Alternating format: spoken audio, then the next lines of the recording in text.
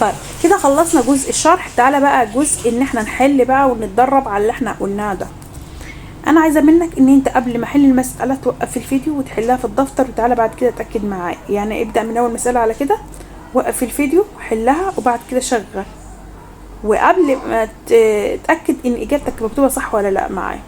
لو صح يعني ايه يبقى خير وبركه، لو غلط يبقى كده عرفت ايه الغلط اللي وقعت فيه.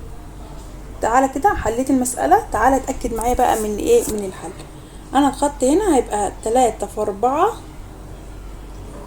3 في 4 ب12، يبقى A أس 12 مضروبة في A أس 7. طب ما ده عن ضرب والأساس هو يبقى أضرب 7 زائد 12، هجمع A بتساوي 12 زائد 7 بتساوي A 19. بص 19 تمام. يلا المثال اللي بعده هكذا، مش هنبه عليك في كل سؤال. وقف حل وبعدين تعالى اتأكد معايا من الإجابة بتاعتك. هتبقى يساوي، هضرب الأس 2 في 5 ب10، يبقى ايه أس 10. خلي بالك في أس كبير لسه في بره فما اصبر عليه بعد كده. ايه لا سوري معلش، هو اللي هنا الأس على القوس ده بس، أنا فاكراه على القوس كله إن ده كله قوس واحد. تمام. يبقى ثواني هنصلح بس نشيل القوس ده. يبقى هنا ايه أس 10 ضرب 3 في 3 ب9 بايه أس 9. طبعا نفس الأساس يبقى ايه وعود 10 زائد 9 خلاص 19 عرفناها. يلا المثال اللي بعده. هنا هسيب الأولانية زي ما هي. ليه؟ أخلص دي الأول وبعدين أعملها. فجذر 5 جذر 5 جذر 5 أس 3 خليه زي ما هو. في هنا عندي أسين، هضرب الأس في الأس، هتبقى سالب جذر 5 و2 في 3 ب6. طب ما هنا الأس زوجي، الأس الزوجي ماله بيطير لي السالب، فالسالب ده يبقاش موجود، فيفضل معايا ايه جذر 5. طب ما هنا جذر 5 وهنا جذر 5، يبقى اجمع 3 زائد 6 تساوي كام؟ 9. يبقى جذر 5 أس 9. تمام. السؤال اللي بعد كده برضو وقف حله وتعالى اتأكد معايا من الحل. هضرب 2 في 3 بكام؟ ب6، يبقى سالب 2 أس 6 مضروبة في سالب 4 جذر 2 زي ما هي، نخليها زي ما هي اهي سالب 2. ثواني انا طلعت السالب ليه، ثواني كده. طب هل ينفع اجمع الاسس؟ لا، هنا 2 وهنا جذر 2، فاعمل ايه عشان احل المشكلة دي؟ عندك حلين، لا تحول دي 2 لا تحول دي جذر 2، براحتك اللي تعجبك اعملها. فانا مثلا هحول دي ل2، احولها 2 اخد 2 من دي، 2 من ال4 لان يعتبر اللي ال4 دي اهي اهو. هعملها لكم هنا اهي سالب جذر 2 أس 2 أس 2، مش دي او خليها هنا سالب 2، اخليها هي مش دي، هي دي 2 في 2 بسالب 2 بسالب 4 هي. بس انا عملت ليه كده؟ عشان الجذر الأس الزوجي بيطير السالب، ده اول حاجة. ده انت لو عايز تطير السالب، لو مش عايز تطير السالب خليه عادي مش هيحصل حاجة. يبقى انا هخليه مثلا اهو. عايز تعمل العكس اوكي مفيش اي مشاكل، يعني انت عايز تخلي السالب خليه، عايز تطيره طيره، بس امتى اخليه وامتى تطيره؟ في حالة الأس الزوجي هطيره، لازم اطيره، يبقى انا طيرته هنا، فهتبقى هنا سالب 2. طب ما ده زوجي يا مس يطير لي الأس، يبقى كده الأس ده ضاع. 6 عدد زوجي يبقى 2 أس 6 مضروبة في 2. خلاص الجذر مع الأس بيطيروا، تفضل 2 أس سالب 2. اجمع 6 زائد سالب 2 تساوي 4، لأن بقى عبارة عن طرح. 6 نطرح منها 2 4. يلا بعد كده الأمثلة اللي بعد كده هتبقى ايه و2 في 3 ب6 على ايه أس 4. اطرح 6 منها 4 عشان هنا قسمة، هتبقى 6 ناقص 4 هتساوي A أس 2. هكذا هنا هتبقى A 3 في 4 ب12 على A 2 في 5 ب10. هنا هطرح 12 هطرح منها 10 2. طيب السؤال اللي بعده، هنا عندي جذر 3 ليه أس 3 وجذر سالب 2 وجذر سالب 1. أعمل إيه؟ أكتب جذر 3 كده وأضرب كل الأسات دي في بعض. 3 في سالب 2 في سالب 1 يساوي جذر 3 في 2 ب6 وسالب في سالب بموجب يبقى موجب 6. جذر 6 اللي جذر 3 يساوي كام؟ يساوي اللي أس هاخد منه 2 يطير لي الجذر يتفضل لي 4 يبقى 3 أس 4. تمام. طيب السؤال اللي بعده، ثواني معلش، هتبقى 3 أس 3 مش 3 أس 4 لأن الستة دي عبارة عن 2 في 3. الستة دي أنا أعملها جذر 3 2 في 3 فالأس الاتنين يطير لي الجذر يفضل لي 3 أس 3. 3 أس 3 بكام؟ ب27. السؤال اللي بعده،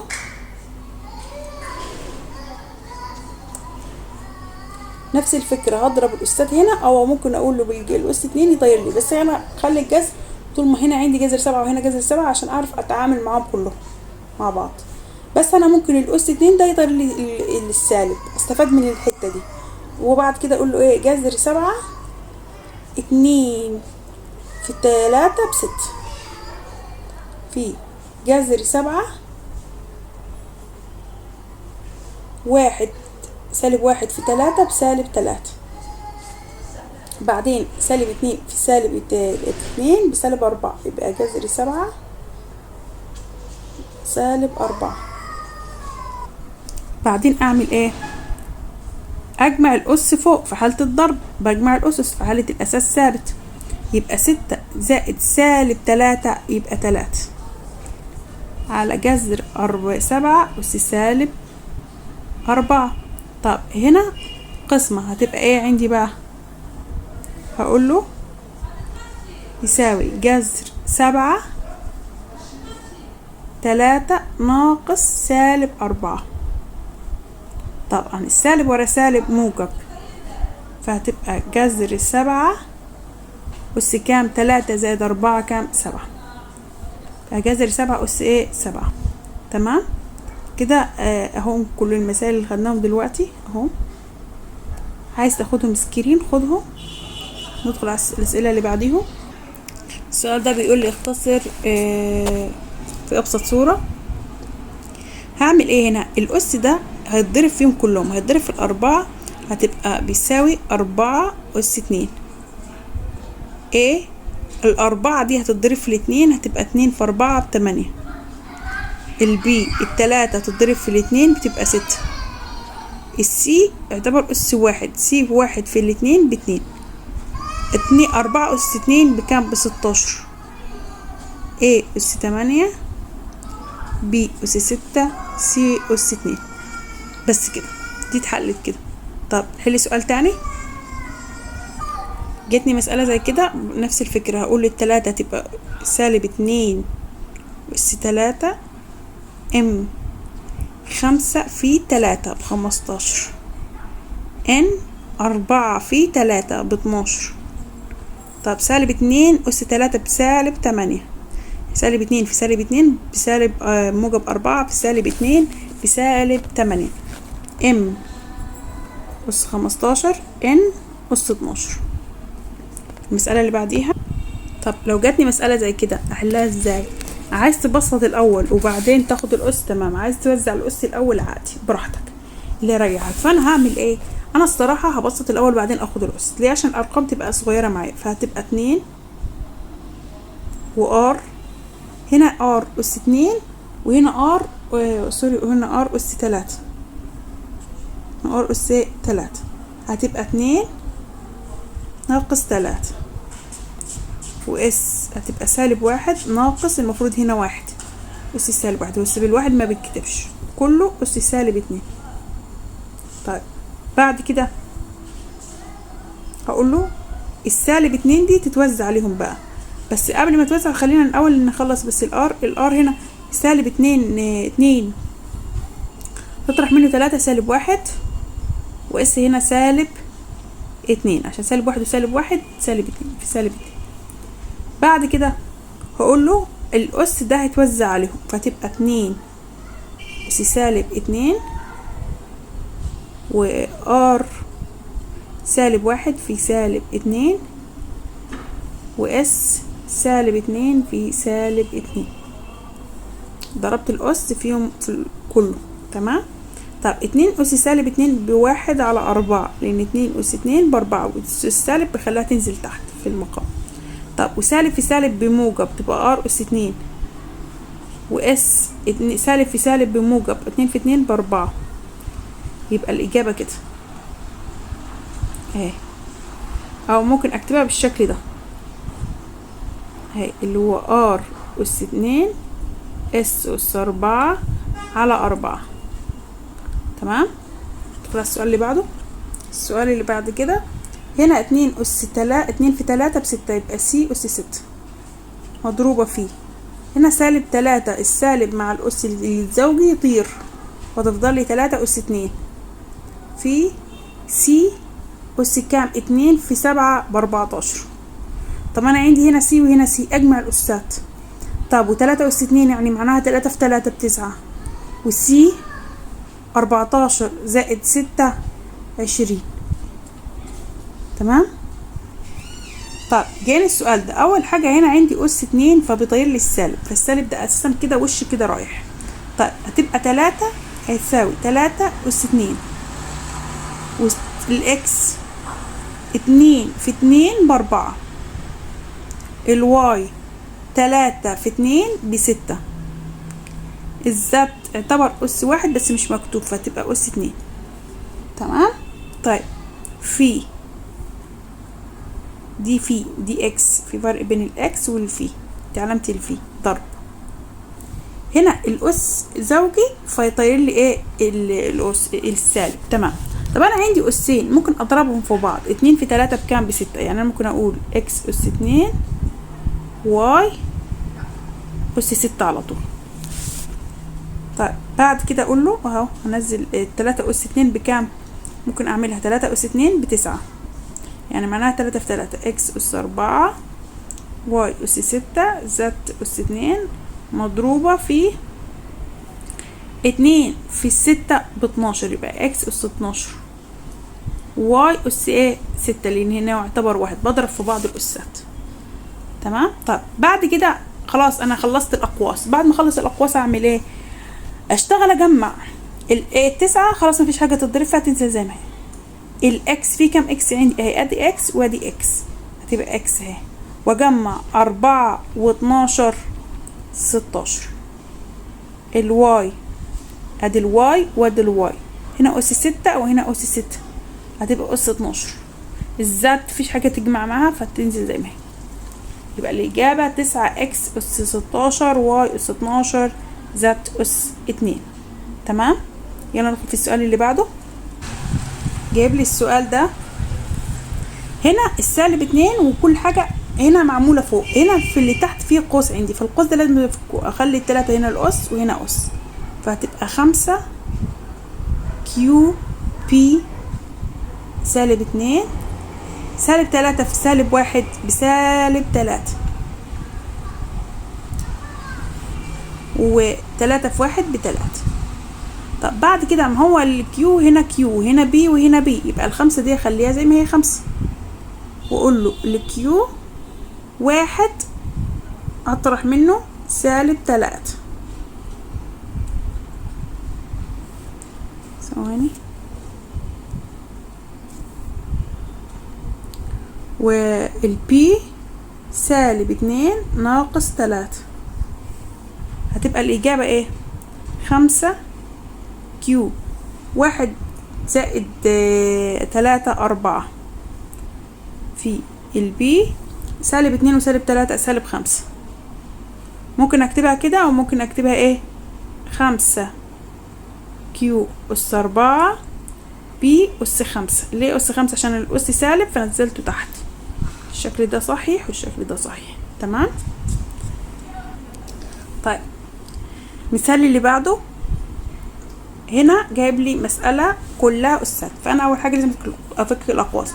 طبعا أنا مش هفكرك تاني، وقف الفيديو وحل، لأن دي فرصتك معايا إن أنت تتأكد من حلك. تمام.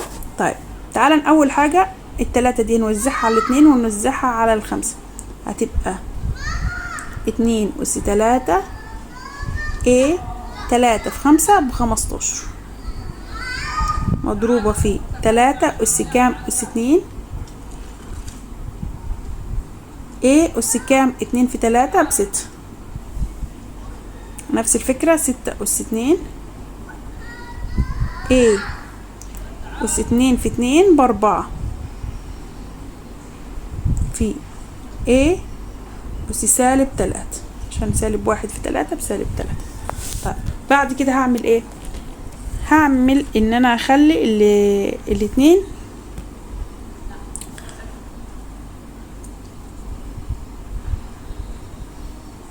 بصوا بقى، مش الستة دي عبارة عن 2 في 3، هخليها 2 في 3 تبقى 2 أس 3 وهجمع الايه في 3 أس 2 في الايه 15 وأس وإيه أس 6. أجمع الأسات أضربهم في بعض، A في A ب A، وأس 15 وأس 6 يبقى أس كام 21. طب هنا نفس الفكرة، الستة دي ممكن أعملها أو ممكن إيه أضرب على طول. طب إيه خليها زي ما هي كده. أنا هعمل حاجة تاني شوف هتنجح ولا لأ. هتبقى إيه 4 نطرح منها 3 نجمع معاها 3 سالب 3 تبقى ايه بس. تمام. طيب بعد كده هعمل ايه 2 أس 3 يعني 8 و3 أس 2 ب9 وهنا ايه أس 21 و6 أس 2 ب36 في ايه. تمام.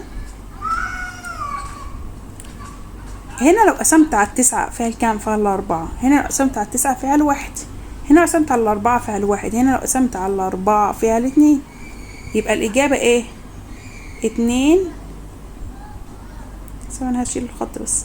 2 A 21 ناقص ايه الواحد يساوي كام 2 A أس 20. اهي المسألة كلها.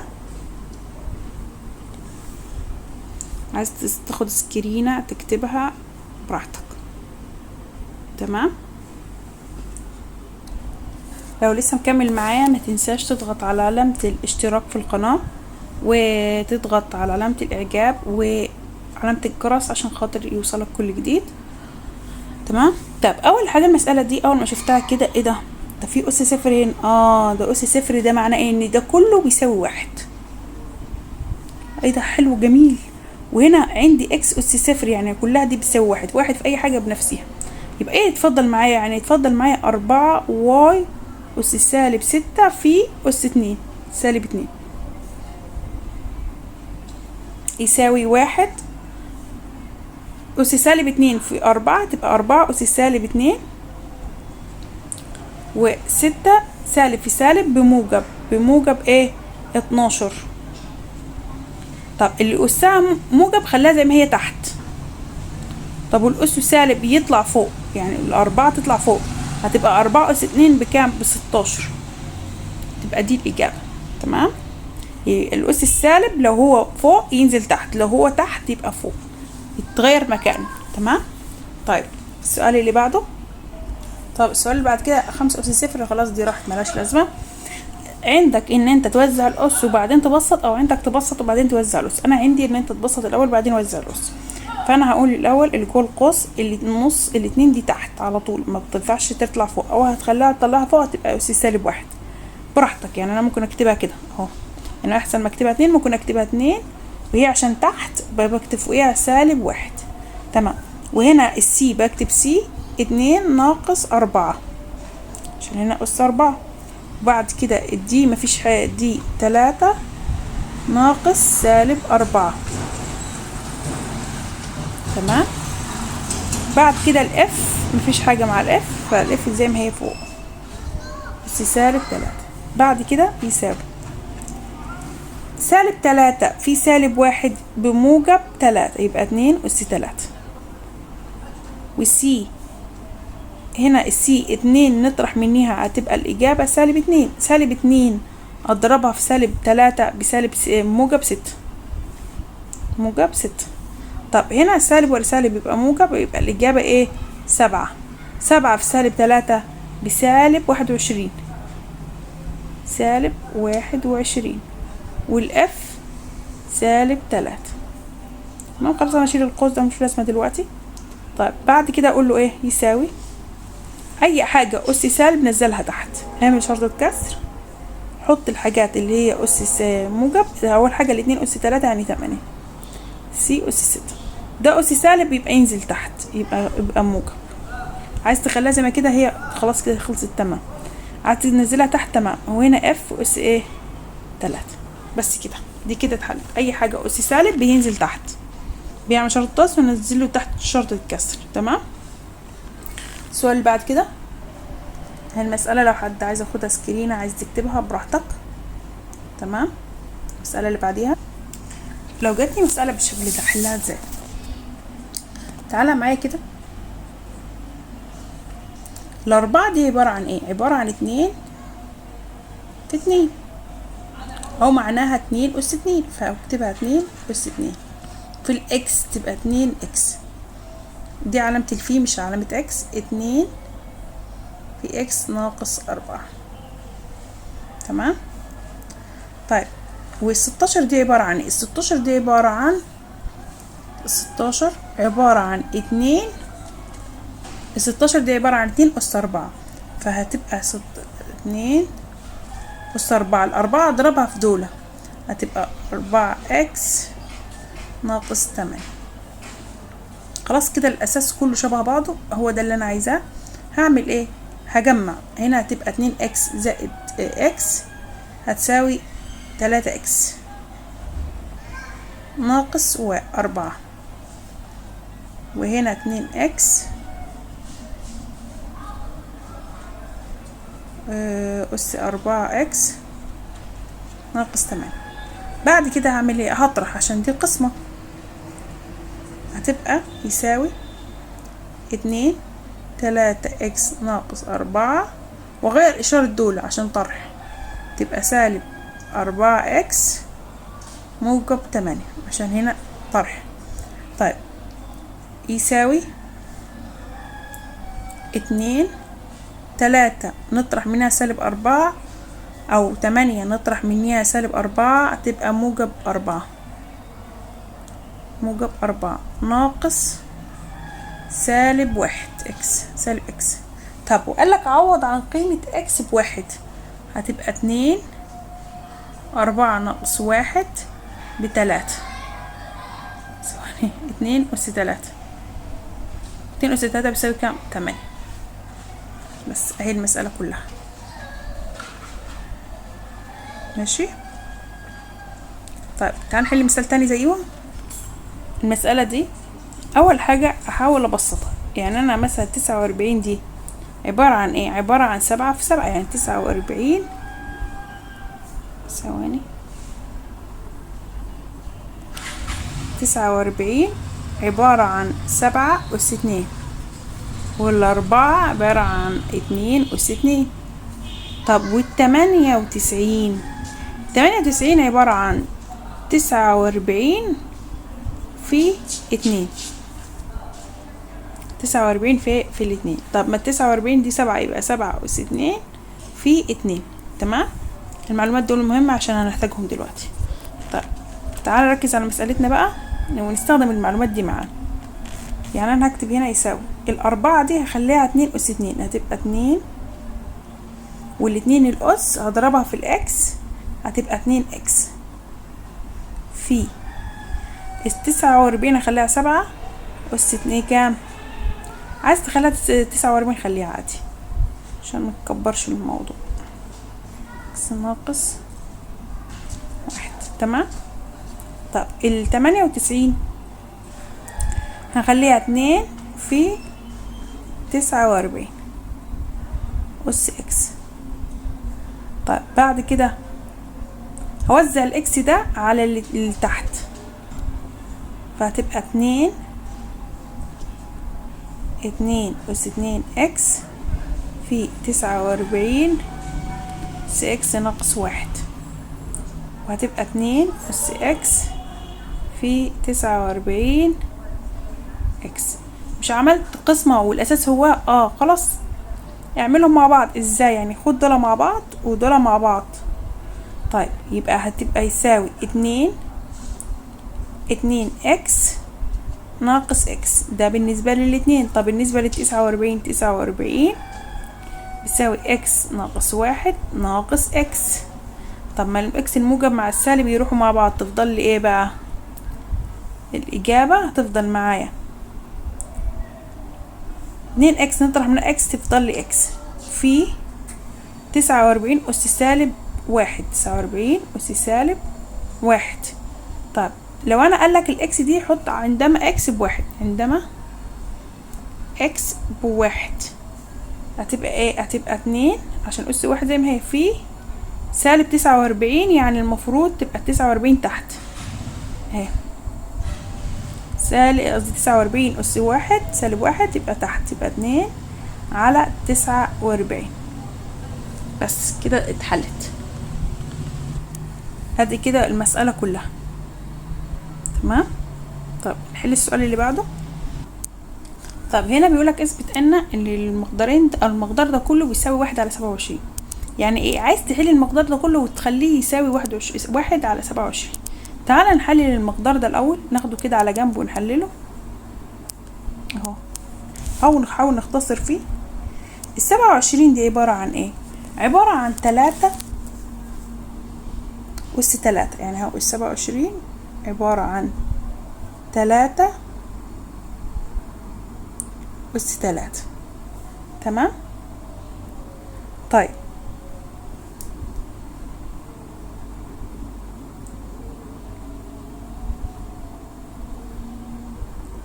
بس انا هخليها، انا بعد تفكير كده فكرت قلت لا خلاص هخليها، يعني انا اللي فوق دي مش هعمل حاجة فيها.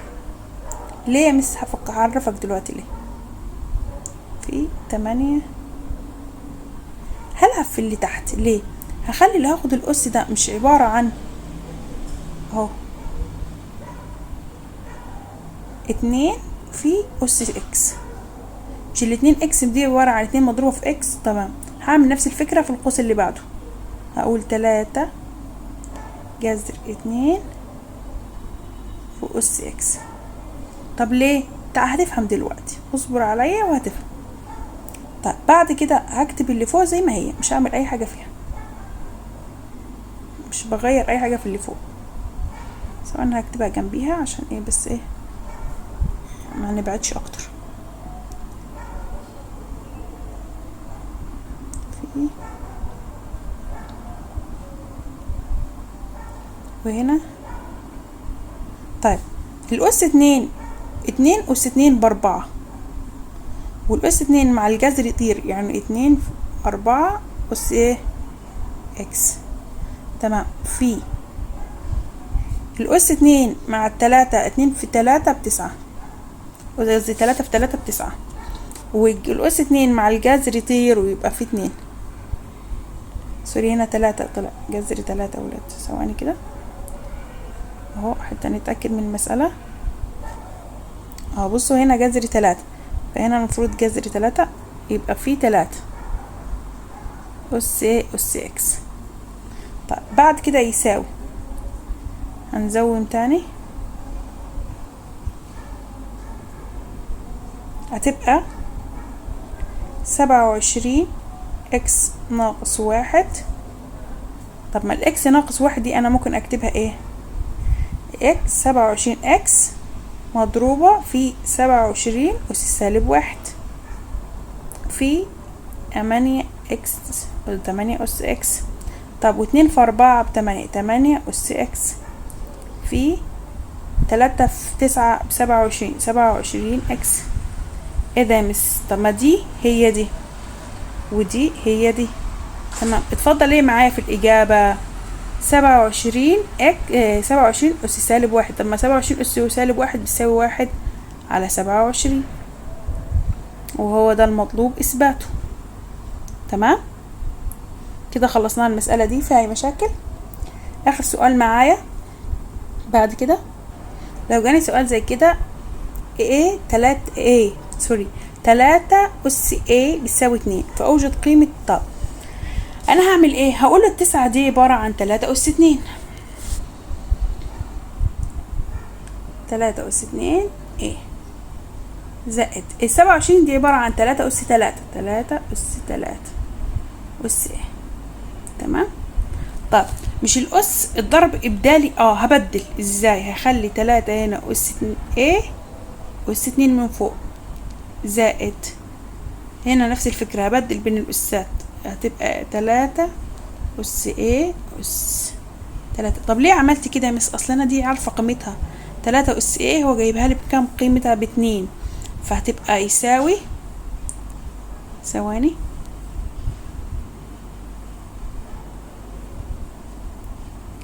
هتساوي ايه؟ عوض عن 3 أس ب2، يبقى هنا 2 أس 2 زائد 2 أس 3. طب هنا ما ينفعش اجمع الأساسين عشان هنا جمع مش ضرب. 2 أس 2 ب4 زائد 2 أس 3 ب8، 4 زائد 8 كام؟ 12. وكده انا خلصت كل التدريبات. شكرا لكم، شكرا لاستماعكم. انا خدنا كل الافكار. اتمنى يكون الدرس وصل بشكل صحيح ويكون استفدتوا. اتمنى برضو ما تنسونيش بدعمكم، وعشان ده بيشجعني اكتر انزلكم. واي سؤال معاكم ابعتوهولي في التعليقات وانا هجاوب عليه. هنزله لكم في الفيديوهات القصيره. تابعوني، فعلوا الجرس عشان يوصلكم كل جديد، وعشان لما انزل اي فيديو قصير اجابه اي سؤال ليكم يوصلكم وتعرفوا ان اجاباتكم نزلت. تمام، شكرا لكم واتمنى لكم التوفيق.